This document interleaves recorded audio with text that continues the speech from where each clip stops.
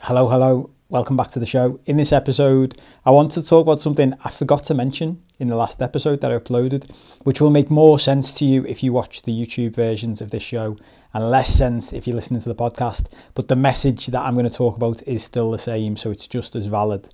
But it's in case you were wondering what's happened to the background. If you've been watching this show for a while, listening to my stuff, watching my stuff on YouTube, you will have seen that the background that I film in front of has changed over time. So I started doing this during the first COVID lockdown, which if you listened or watched the last episode, you will know was basically the end of the first 3 years of when I felt amazing doing this work that led into the second phase, which I talked about in the last episode. Go and watch or listen to that if you haven't seen it. And during that time, so when I first started, it was lockdown. I had no idea about YouTube. I had no idea. I'd never looked into what makes things popular, what makes things good, how to film things. I literally set up my phone on a stand in my apartment in the city centre of Liverpool and started filming. I think I ordered this mic, which I've dug out my cupboard today to use, just a £10 mic from Amazon, clipped it onto my top, plugged it into my phone, and then cracked on from there. There was no editing, there was nothing. It was just me talking into a camera, sitting on my couch in my living room. Couldn't go anywhere because we were locked down, and that's where it all started. Then from that point, I did quite a few during lockdown, and then over the years, the regularity of this content has been up and down, as you'll know if you've followed me for a while. But when I came back to wanting to do it again properly a few months ago, what I started doing was looking at what everybody else was doing, studying what makes YouTube videos popular, what should your background look like, what should your lighting look like, bought lights, bought a new mic, and then created this background in my office setup at home. I've got to call it an office. I was chatting to someone about this the other day about working from home. We call them offices when actually they're just spare bedrooms that we've got set up with a desk in. But in the background, I created this. I bought fake brick backgrounds off Amazon and recreated a bit of what like our podcast studio was like for another podcast I do with a mate, which is like more of a fun sport and middle-aged jokey podcast. And I did the classic thing of getting a bookshelf and putting a load of books on it. And it was just a few weeks ago, as I was going through breakthroughs that I talked about in the last episode, and I was realising how far I'd come away from just by stealth. I didn't mention this in the last... The word comes up a lot for me recently, which is stealth, where when we're doing this work, you can deal with the big stuff often, like you deal with the big things you can see, and you think you've dealt with them. So what I talked about last time was people pleaser and being the nice guy. And I dealt with that on a big scale that I could see, but didn't realise that stealth in the background, it was still there, it was still chipping away at me without me realising.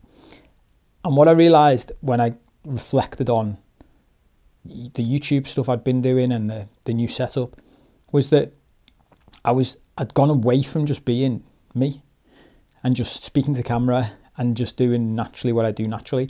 And I was thinking about the bookshelf that's to my left off camera, you can't see it now. But I was looking at some of the books on that bookshelf thinking, I haven't even read some of those books. I ordered them and they've just been sitting there for ages. I often do that because I like to listen to audiobooks, and every now and then I'll buy a hard copy book and never get around to reading it. Because I much prefer to listen to things as I'm walking around or doing other stuff. And I was thinking, well, why is that bookcase there? Why is that bookshelf there? And it's to give an impression. It's to show something. It's to make people feel something or think something like, oh, look at all the books Paul's read, so he must know stuff. And I thought, well, that in itself is me not being my true self. And the whole point of this stuff is for us to become our true selves. So whenever I spot something where I'm like, I'm not really being my true self there, like even this, I've never filmed any videos, done any episodes on this podcast with a hoodie on in recent times. I did right back at the beginning. But that's where, again, I'd noticed I've drifted away from where I'd got to after 3 years of this work. So the whole point of what I'm doing now is stripped right back again. Just sitting in front of the camera, talking to you, telling you my thoughts, telling you the stuff that I've learned, sharing with you all of the mistakes I've made, sharing with you all of the wins I get with clients, all of the wins that clients get, things I learn from them, because I learn from them as well as they learn from me. And just going back to basics, like no more. I experimented with a load of editing and different thumbnails and different titles and loads of sound effects and noises in the background. And again, and even there's, and I've left all of this up there for you to look at, right, and listen back to. And some of you might have even spotted this as you go along. I was even looking at other people's YouTube channels and thinking, well, what styles are the most impactful? The way people talk, and it's sort of imitating that to try and see if that makes you get more views or more subscribers. And again, came back to me a few weeks ago. I was like, that's just bullshit. Why are you doing that? But for the first time ever, actually, I did think to myself, I'm going to delete some of those old videos because I don't like them now that I've reflected on it. But I've changed my mind again, because something I've always done since I've started this is leave everything up as a record. Because what I want you to be able to do at some point, if you want to, is go back and just look through and watch how I have changed over time. Watch how things have developed. Watch how I've done things because I've been trying something out and made mistakes and gone, I don't like that. If I delete all of that, it defeats the object, because that's the point of this journey. Like, it is messy. There is no clear way to get there. One of the things I don't like about certain people in the personal development world online is they sell this to us like it's a straight line, and it is not. I'm going to talk about that in the next episode as well. So this is messy. We make mistakes. We are learning how to do new things. I always talk about this process as being like stripping back all of the programming we've had to become this version of us that is not really us. Strip that all away and then rebuild the version of us that is meant to be here, the true version of us. But to do that is messy. It's one of the great analogies I heard once from a coach I worked with was, it's like, go back to like Braveheart days and film reference. Imagine learning how to use one of those big swords, and it's a really big heavy sword.